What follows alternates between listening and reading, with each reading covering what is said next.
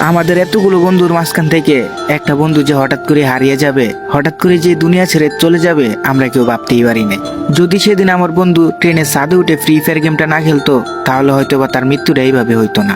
যদি সেদিন free fire খেলতে গিয়ে দুইটা ছেলের সাথে পরিচয় না হতো, তাহলে হয়তো বা আমার বন্ধু এই দুনিয়া ছেড়ে চলে যাইতো না।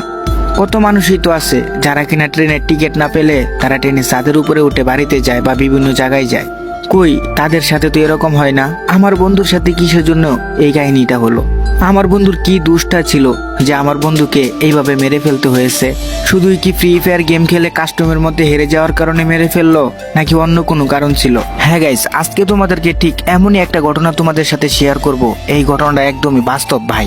আমি ভাবলাম আমার বন্ধুর সাথে যে ঘটনাটা ঘটছিল ওইটাও গাইস তোমাদের সাথে আমি শেয়ার করে দিই। কারণ ভাই তোমরা আমাকে অনেকেই কমেন্ট বক্সে বলছিলা যে ভাই এরকম ঘটনা আরো চাই, কিন্তু আমি কোনো কন্টেন্টই পাচ্ছিলাম না বা কোনো ঘটনাই খুঁজে পাচ্ছিলাম না। তো হঠাৎ করেই মনে পড়ে আমার সেই বন্ধুর সাথে দুর্ঘটনাটা, যেটা ভাবছি তোমাদের সাথে শেয়ার করে দিই। গাইজ, আজকে তোমাদের সাথে যে ঘটনাটা শেয়ার করব সেটা কিন্তু তোমরা শোনার পরে কিছুক্ষণের জন্য তোমরা হতভম্ব হয়ে নিস্তব্ধ হয়ে যাইবা। এই ঘটনাটা শোনার পরে তোমাদের বন্ধু বান্ধবের প্রতি আরো ভালোবাসা জেগে উঠবে। আর তোমরা এটাও বুঝতে পারবা এতগুলো বন্ধুর মাঝখান থেকে যদি একটা বন্ধু হারিয়ে যায় কতটুকু কষ্ট লাগে। তো চলো গাইস, মূল ঘটনায় আমরা চলে যাই। কিন্তু ভাই তার আগে তোমাদেরকে ছোট্ট একটা অনুরোধ করব, আজকের ভিডিওতে লাইক কিংবা কমেন্ট কিংবা সাবস্ক্রাইব আমি কিচ্ছু চাই না ভাই। আমি শুধু তোমাদের কাছ থেকে একটা জিনিসই অনুরোধ করে চাইতেছি, আমার ভিডিওটা একটু শুইনো, ঘটনাটা একটু শুইনো, তাহলে অনেক কিছু বুঝতে পারবা। ভাই লাইক আর কমেন্ট দিয়ে কি হইব? একটা জিনিস যদি তোমাদের সাথে শেয়ার করিয়া তোমরা যদি শুনে ভালো মজা পাও বা ভালো লাগে, তাহলে ভাই আমারও অনেক ভালো লাগবে। আর এই ঘটনাটা একদমই সত্য একটি ঘটনা, তোমাদের সাথে মিথ্যা কথা বানায়া বলার আমার কোনো দরকার নাই ভাই। দেখো গাইস, উপরতে একজন বসে আছে, এই দুনিয়ার মালিক। কি হবে একটা মিথ্যা কাহিনীকে সত্য বানিয়ে তোমাদের সাথে শেয়ার করা? তো যাই হোক গাইস, এত কথা বাদ দেই, চলো আমরা মূল ঘটনায় চলে যাই। গাইস, আমার বন্ধুর সাথে যে ঘটনাটা ঘটছিল ওইটা কিন্তু 2020 সালে হয়েছিল। আমার বন্ধুর ফ্যামিলিটা অনেকটাই বড় একটা ফ্যামিলি। আমার বন্ধুর ভাই ছিল 5 জন, বোন ছিল 2 জন। ছোট 2 বোন ছিল, বড় 4টা ভাই ছিল সেই বন্ধুর। গাইস, তোমাদের সাথে আমি শেয়ার করে দিই আমার বন্ধুর নাম কি ছিল। যদি আমি নামটা দিয়ে শেয়ার করি তাহলে তোমরা এটা বুঝতে সুবিধা হবে। আমার বন্ধুর নাম ছিল জলক, আর জলকের বাড়ি হচ্ছে নেত্রকোনা মোহনগঞ্জ থানায় পাবই গ্রামে, ঠিক আছে? তো আমার বাড়ি হচ্ছে নেত্রকোনা মোহনগঞ্জ পাবই গ্রামেই। মূলত আমার নানির বাড়ি ওইটা। ছোটবেলা থেকে আমি নানির বাড়ি থেকেই বড় হয়েছিলাম। আর যেহেতু নানির বাড়ি থেকে বড় হয়েছি, আর ওই বন্ধুর সাথে আমার পরিচয় হয় ওই ছোটকাল থেকেই। আর ওই বন্ধুর সাথে আমার খুব ভালো একটা আন্ডারস্ট্যান্ডিং ছিল। তো যাই হোক, আমার ওই বন্ধু সবসময় বেশি বেশি যেটা করতো, সে ফ্রি ফায়ার গেম খেলতো। আর তার বাইরের একটা গাড়ি ছিল, মোটরসাইকেল। তো সে সবসময় বাইক দিয়ে ঘোরাফেরা করতো, বন্ধুদের সাথে আড্ডা মারতো আর ফ্রি ফায়ার খেলতো। তো তার এভাবে খেলাধুলা ঘোরাঘুরি তার বাপ মা একদমই পছন্দ করতো না। কারণ তার যে বড় 4টা ভাই আছে তারা কিন্তু তাদের মতো বিয়ে করে সেটেল হয়ে গেছে, সবাই ইনকাম করতেছে, যাদের মানে কাজ নিয়ে ব্যস্ত আছে। তো জলক এইভাবে তো কাজ করতো না, ঘোরাফেরা করতো। তার বাপ মার চোখে এটা খুবই খারাপ লাগতো। এলাকার মানুষও বলতো যে 4টা ভাই একসাথে এত সুন্দরভাবে কাজ করে, এই ছোট ছেলেটাই কি খারাপ হয়ে যাবে? এগুলো শোনার পরে জলককে বলা হয় যে সে যেন কাজ। তো জলকের বাড়ির পাশে একটা ছেলে ছিল, তো তার ভাই লাগে সম্পর্কে জলকের, হয়তোবা মানে পাড়াপড়শি ভাই আর কি। তো সে কিন্তু ফেনীতে কাজ করতো, মূলত এসি সার্ভিসিং এর, ঠিক আছে? এসি ফ্রিজ এগুলো সার্ভিসিং করতো। তো জলকের বাপ মা ভাবছে যে যেহেতু ফেনীতে এই ছেলেটা কাজ করে, তো জলককে ওইখানে কাজের জন্য বলা হইব বা ওইখানে দিয়া দিব। তো যাই হোক, কথা মতো কিন্তু ওই ছেলের সাথে কথা বলে, তো ভাইয়ের নাম ছিল ফারুক ভাই। তো ফারুক ভাইয়ের সাথে কথা বলে জলককে কিন্তু এখানে কাজের জন্য নিয়ে যায়। আর ওইখানে কিন্তু কাজের মধ্যে জলক যাওয়ার পরে জয়েনও হয়ে যায়, ঠিক আছে? তো আমি তো গাজীপুর থাকি, মানে যখন আমার ভালোই মোটামুটি বয়স হয়েছিল তখন থেকে আমি গাজীপুর চলে আসছি। তো যাই হোক, তো যখন ফেনীতে চলে গেছে ওইখানে যাওয়ার পরে কাজ পেয়েছে। জলক ঠিকঠাক ভাবে কাজ করতেছিল, ফ্রি ফায়ার খেলতো, তার সাথে আমি রাত্রেবেলা ফ্রি ফায়ার খেলতাম আর প্রতিদিনই তার সাথে গেম খেলতাম আর কথা হইতো, ঠিক আছে? তো জলকে প্রায় 2 থেকে 3 মাস চাকরি করছে। চাকরি করার পরে ওইখান থেকে যা বেতন পাইলো, মোটামুটি ভালো অঙ্কের একটা টাকা পাইতো।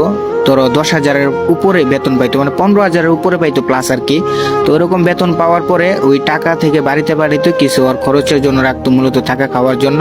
তো এভাবে প্রায় 3-4 মাস টাকা পাঠাইছে, চাকরি করছে অনেক দিনই। তো ঈদের কিছুদিন আগে আগে সে যেহেতু বাড়িতে যাবে, ঈদের আগে আগে, তো ঈদের আগে আগে কোনো টাকাই বাড়িতে পাঠায় নাই। সে একদমই চিন্তা ভাবনা করছে বেতন পাওয়ার পরে যতগুলো টাকা হবে সবগুলো টাকা দিয়ে বাপ মার জন্য কাপড় চোপড়, ছোট বোনের জন্য কাপড় চোপড় কিনে একবারই বাড়িতে যাবে, সে ওই নিয়ত করেছিল। তো জলক বন্ধু আমার সবার জন্য কাপড় চোপড় কিনছে, তার নিজের জন্য কাপড় চোপড় কিনছে, আর আমাদের সাথে ফোনে কথা বলছে যে মামা আমি তো বাড়িতে আসতেছি, তো তোদের জন্য কি কি আনবো বল। কারণ ভাই আমরা একটা মানে অন্যরকম একটা নেশে আছি, স্মোকিং করি যেহেতু। তো সে কিন্তু আমাদের জন্য মোটামুটি জিনিস আনছে আর কি, যে ও বুঝতে তো পারতেছে। যাই হোক, তো এরকম আনার জন্য সে আমাদেরকে বলে আর কিনছিল, ঠিক আছে। তো যাই হোক, তো কাজ শেষে মানে ঈদের 2 দিন আগে কাজটা শেষ করে সে মার্কেট সবকিছু করেছে কমপ্লিট। তো এখন সে বাড়িতে যাবে। তো তার যে এই যে ভাই ছিল ফারুক, সে আর বাড়িতে যাবে না, কারণ সে যেখানে কাজ করে তো সে একটা মোটামুটি ভালো একটা পজিশনে আছে, তার বাড়িতে যাওয়া বেশিরভাগই হয় না। তো ফারুক ভাইয়ের যে এলাকা, ঠিক আছে, আর জলকের এলাকা একই এলাকা, মানে পাশের বাড়ি থেকে পাশের বাড়ি আর কি এরকম। তো জলকের বাড়ির পাশে যে আরেকটি ছেলে ছিল, সেও কিন্তু জলকের সাথে কাজ করতো, মানে জলক কাজে আসার 2-3 মাস পরে হয়তো ওই ছেলেটা আসছিল জলকের সাথে কাজ করার জন্য, ঠিক আছে। তো ওই ছেলের নাম ছিল তোমার মহসিন। তো মহসিন আর জলক যেহেতু একই গ্রামের, একই পাড়ার, একই বাড়ির পাশেই বাড়ি, তো তারা চিন্তা ভাবনা করছে একসাথে বাড়িতে যাওয়ার জন্য। তো জলকে আর মহসিন তারা দুইজন বাড়িতে যাওয়ার জন্য রেডি হয়ে গেছে। তো তারা এখন টিকিট কাটার জন্য স্টেশনে গেছে, ঠিক আছে। তো ঈদের 2 দিন আগে তো স্টেশনে গেছে, যাওয়ার পরে দেখে যে একটা সিটও নাই, সবগুলো টিকিট বুকিং হয়ে গেছে, মানে কোনো সিট নাই ট্রেনের মধ্যে। তো এখন তারা কিভাবে যাবে, ঠিক আছে। তো তো বাসে যদি ফেনী থেকে নেত্রকোনা যাওয়া হয় তাহলে অনেকটাই ভেঙে ভেঙে যাইতে হইব, যার কারণে অনেক যানজট, অনেকটাই প্যারা। তো জলক আর মহসিন ভাবছে যে তারা ট্রেনেই যাবে, যেভাবেই হোক ট্রেনেই যাবে, তাহলে রিল্যাক্সে যেতে পারবে আর কি। এত যানজট ওদের ভাল লাগে না, গ্যাঞ্জাম আর কি। তো যাই হোক, তারা কি করলো, যে যেহেতু টিকিট পাই নাই এখন কি করবে, তারা কি করছে ট্রেনে যাওয়ার জন্য।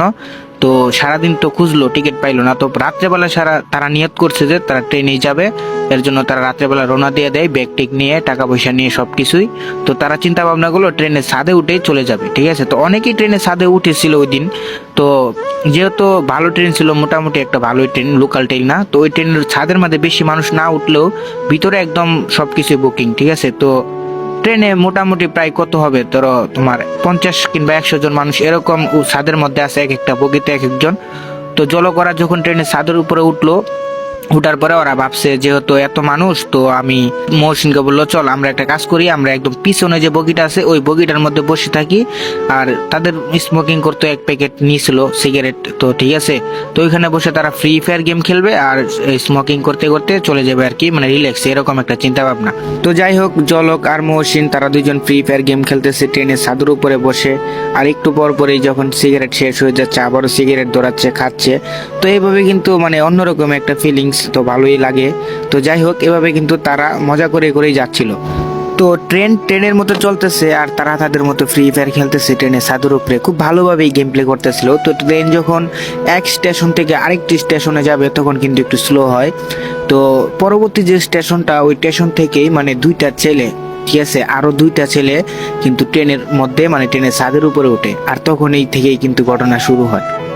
তো ওই 2টা ছেলে যে বগিতে মূলত মহসিন আর জলক বসে আছিল ওই বগিতে উঠে নাই। তো ওই বগির সামনের বগিতে ওই 2টা ছেলে উঠছে। জলক আর মহসিন বিষয়টা খেয়াল করে নাই, মানে তারপরেও তো বোঝা যাচ্ছে যে খেয়াল হালকা হালকা করেছিল। তো যাই হোক, তো ছেলেগুলো যখন আবার ট্রেন ছেড়ে দেয় তখন ছেলেগুলো ওই বগি থেকে, জলক আর মহসিন যে বগিতে বসে আছিল মানে ছাদের উপরে কোনো মানুষই ছিল না, একদমই তারা দুইজনেই ওই বগির ছাদের উপরে। তো তারপরে ওই 2টা ছেলে কি করে, মহসিন আর জলকের কাছে আসে, ঠিক আছে।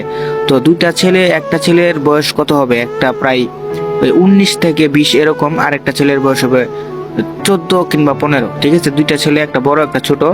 তো তাদের চেহারা সুরত দেখে বোঝা যায় তারা একটা মানে নেশাখোর ছেলে পেলে বা টুকাই টাইপের এরকম একটা ছেলে হবে। তো তাদের হাতেও কিন্তু ফোন ছিল, ঠিক আছে গাইজ।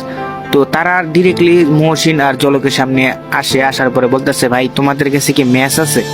তো যেহেতু ওই পোলাপানগুলা সিগারেট খায়, যার জন্য এদিকে দেখতেছে যে জলকও সিগারেট খাচ্ছে। তো তারপরে বলতেছে ভাই তোমাদের কাছে কি ম্যাচ আছে। তো জলকে বলে হ্যাঁ